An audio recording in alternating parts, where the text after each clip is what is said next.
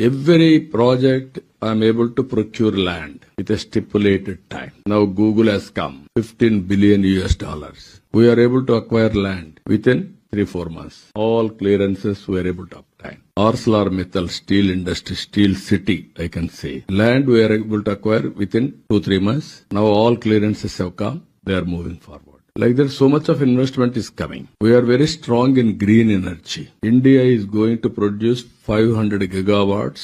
In 500 gigawatts, Andhra Pradesh is going to contribute 160 gigawatts. More than 1/3 we are going to produce now. Because of all these things, now you are seeing geopolitical situation. We wanted to make it self-sufficient on energy front. That is one more thing we are working. And also if you can go, America didn't have single grid power grid, whereas India is having single power grid. I can generate power remote village in South India. I can send it to North India, remote village, real time. We are going different renewable energy. We are having opportunities. One is solar, wind, pumped storage, and also battery, if necessary. Now, as on yesterday, we used to depend more on thermal. Now situation has been changed totally. It is changing day by day.